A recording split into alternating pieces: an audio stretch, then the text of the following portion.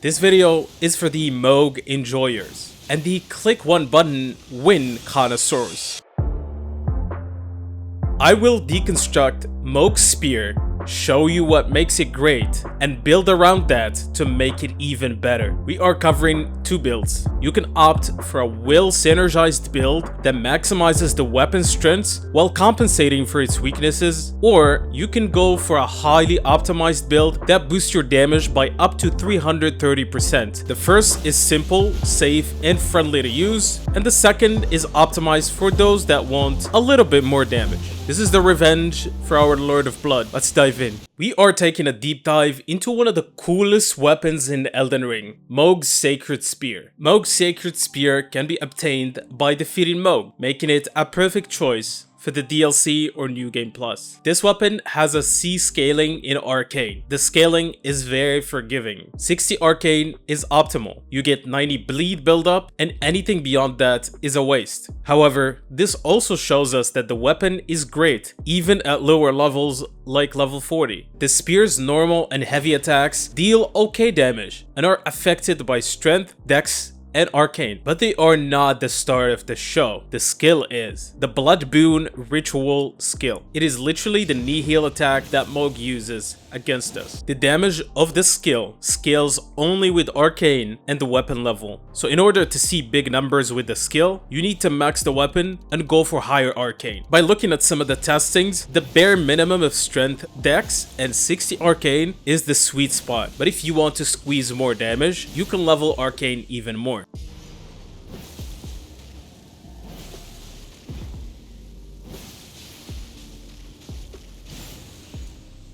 This skill consists of 3 devastating hits. The first 2 deal the exact same amount of damage. They are just layered on top of each other. The third hit has a longer animation but deals twice the damage. I had to test that on a boss that is resistant to bleed with a level 1 weapon and minimal arcane because everything bleeds in 3 hits. So for ideal damage, you should try to reach that third cast if possible for the best damage. Doing the full combo will result into better damage, however it is riskier, so use the full combo wisely. Remember when I told you that 3 hits proc bleed on everything? Yeah, that leads to a lot of damage. That is the actual star of the show. As a rule of thumb, you will proc bleed in the first 3 hits on everything, unless they are immune to bleed like Radagon and Elden Beast. Also, the more bleed you proc, the more the enemy becomes resistant to bleed. The more hits you need to proc bleed again. For maximizing the potential of the skill, certain equipment and buffs combinations are important, starting with the armor. Sadly, the Ansbach set does not work with the spear.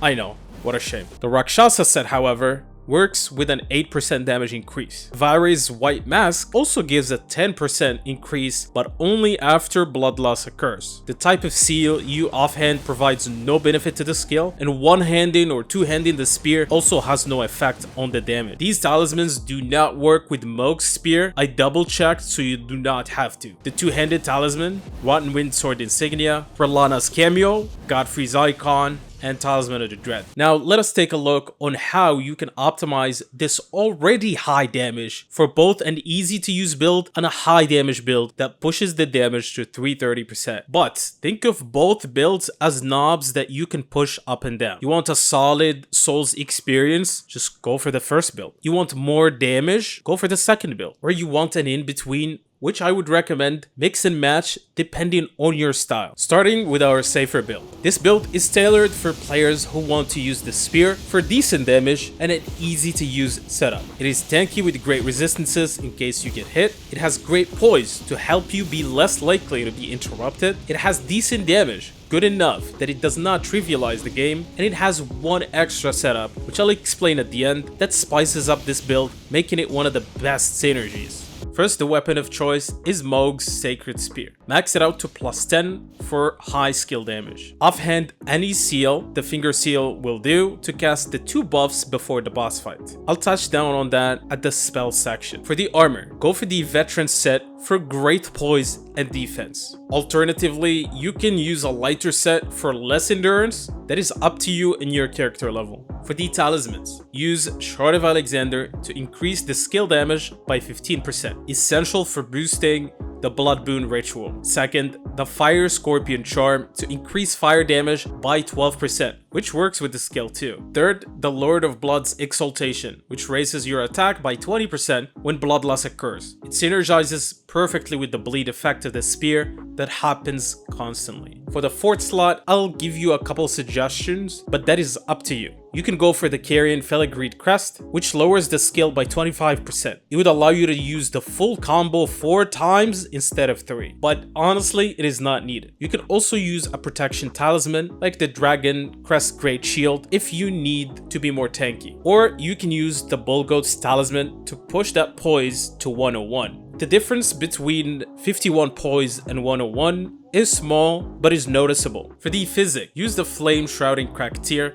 which increases fire damage by 20% for 3 minutes. Pair that with the Opaline Heart tier, which increases all damage negation by 15% for 3 minutes. For the spells, use Golden Vow. It increases damage by 15% and damage negation by 10% for 60 seconds. The second spell, go for Flame Grant Me Strength, which increases fire damage by 20% for 30 seconds. Using both of them will result into higher damage compared to using their levels on Arcane. If you don't want to use them and want to just make your build very simple, just don't level up Faith and dump the rest of your stats into Arcane. That also brings us to the stat distribution of this build. For a level 140 character, 50 Vigor to keep your health up for survivability, 25 Mind, enough to cast 3 full Blood Boon Ritual combos, 38 Endurance to ensure you can medium roll with the set, 24 Strength to meet the minimum requirements, 14 Dex to meet the minimum requirements, 25 Fate to be able to cast our buffs, and 40 Arcane to maximize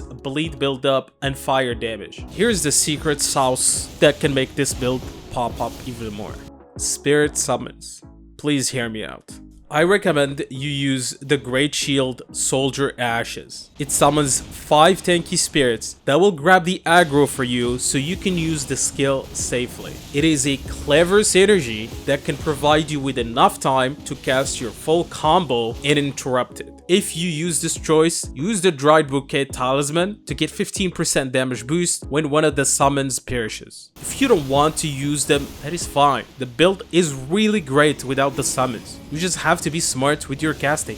And even you really do not have to. At times, I literally just stood there and clicked the button repeatedly while tanking all of the hits, and the bosses still got nuked. This setup is for the players that want to deal more damage. This is because you just like that, or you are playing New Game Plus and you want to do more damage because the bosses are tanky. This build focuses on high risk, high reward gameplay with optimized buffs. For the weapon, max out Mohg Spear to +10 for high damage. Offhand the Finger Seal to cast your 2 buffs before every boss fight. For the armor, use the White Mask to increase damage by 10% when blood loss occurs. Perfect synergy with the Spear's bleed effect. Use the rest of the Rakshasa set, which will offer a solid 6% damage boost. For the talismans, use Shard of Alexander for that 15% damage boost. Use the Fire Scorpion Charm for that 12% damage boost to fire. Use the Lord of Blood's Exaltation, which raises attack by 20% when blood loss occurs. And for the final slot, use the Red Feathered Branch Sword, which increases damage by 20% when HP is low.